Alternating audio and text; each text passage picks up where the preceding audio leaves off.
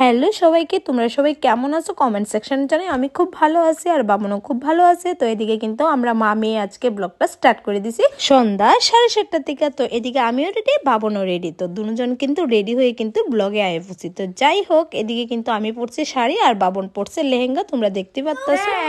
আমরা কিন্তু এদিকে রেডি হয়ে গেছি গা কালী পূজা যাওয়ার লেগে। আর আমারে কেমন লাগতেছে ওইটা কিন্তু অবশ্যই তোমরা কমেন্ট করে জানাইবা। আর এই সোয়েটারটার সাথে শাড়িটা পরছে, আর এই শাড়িটা চয়েস করছে বাবন, বলছে মামা এটা পরো পরো। আর এই শাড়িটা কেনার পরে আমি একদিনেই পরছি। তো আমার বোন তারা যদি এই শাড়িটা মোটাও পছন্দ করে না, যার কারণে আমি এটা পরি না। তো বাবনে আজকে তোমার শাড়ি আছে না ব্ল্যাক কালার, তো বাবনে এটা মানে মোটাও পছন্দ করে না। আর সরি বাবন না, আমার বোনরা। আর তার লাগে আমি কই না, বাবন যেহেতু আজকে পছন্দ করে দিছে আর পরি। আর শীতের দিন সোয়েটার তো লাগাইতে লাগবো, তো সোয়েটারের সাথে কিন্তু শাড়িটা পরছি। আমার কেমন লাগতেছে কইও তো, আমার কাছে লাগতেছে আমার ভালো লাগতেছে না। তো সবাই কইতেছে ভালো লাগতেছে। আর এদিকে বাবনও কিন্তু রেডি হয়ে গেছে। তো বাবনের কইতেছে সোয়েটার পরতে, বাবনও কইতেছে পঞ্জু পরবো। আর বাবনে পরছে একটা লেহেঙ্গা, তোমরা ব্যাক ক্যামেরা দেখাইতেছি দেখো। এই যে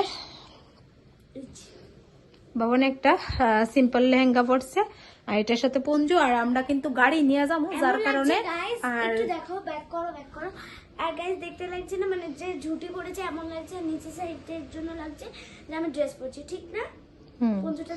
তো আমরা গাড়ি নিয়ে যাবো, যার লেগে আর বেশি কিছু আমরা গায়ে লাগাইতেছি না। নয়তো আমি চাদর লাগাইলাম মিলে, বাবনের ভারী একটা সোয়েটার ফরাইলাম মিলে। তো আমার বর কিন্তু রেডি হয়েছে গা, আর ও বাজার থেকে আইসে এই সবে মাত্র। আর স্নান কইরা কিন্তু একদম ফ্রেশ ট্রেশ হয়ে যাইতেছি। তো চলো পুজো বাড়ি যাই, তারপরে আবার তোমরার মাঝে আমো। এখন আর আইতাছি না। আর আমার বর রেডি হয়েছে, কিন্তু আমার বর গাড়ি লয়ে বাইরে যেতেছে, মানে একজন দাদা যাইবো আমরা লোকে। তো অনেকটা দূরের রাস্তা, আর আমার বর তো ভালো করে মানে গাড়ি চালাইতে পারে না। আর ও শিখার কোনো ইচ্ছেও নাই যে একটু আমি ভালো করে কারোর সাথে গিয়ে শিখি, ওইটাও ওর ইচ্ছে নাই। নয়তো কবে শিক্ষা লাইতে পারতো। তো এরকম একটা ব্যাপার। তো যাই হোক, আরেকজন যাইবো আমরা লোকে, যার কারণে আমার বর এখন গাড়ি বাই করে করতেছে বাজারে দিতাম, আর বাজার থেকে ওই দাদাটা যাইবো। তো এখন আমার বর কিন্তু গাড়ি অলরেডি বাই করেছে। তো চলো পরে দেখা হইতেছে। তো ফ্রেন্ডস, আমি কিন্তু আয়ে পড়ছি পূজা বাড়িতে। আর পূজা বাড়িতে বলতে আমার বোনের বাড়িতে আইছি। তো এদিকে বদ্দি ওরা কিন্তু আগে আয়ে পড়ছে, আর এদিকে আরেকটা বোন আছে, বদ্দি তো আইসেই। তো বদ্দি ওরা ঠাকুর নিয়ে আয়ে পড়ছে, আর এখন গেছে জল ভরতো। আর এদিকে দেখো তারা ভাই বোনের লুড্ডু খেলা, মানে পুজো আইসো না না তোমরা, পুজোতে আইসো না না, মানে পুজো বাড়ি হোক বিয়ে বাড়ি হোক একটু ফাঁক পাইলে মোবাইল লাগে না গো তোমরা। আর এদিকে আমার বড় আছে, এই যে। তো চলো আবার কিছুক্ষণ পরে তোমরা মাঝে আইতাছি। এইটা হচ্ছে আমার ফুল লুক।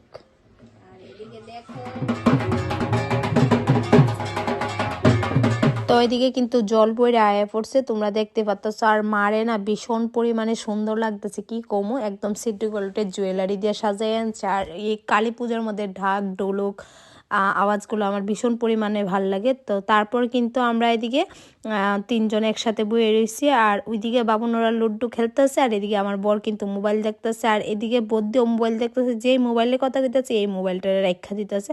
আর এদিকে একমাত্র শুধু মোবাইল দেখে না আমার বৌদি, ও ফটো তুলে না, ভিডিও করে না, রিলসও বানায় না, মানে কোনো কিছুই না, মোবাইল থেকে অনেকটা পরিমাণে দূরে থাকে, খুবই পরিমাণে লজ্জা পায়।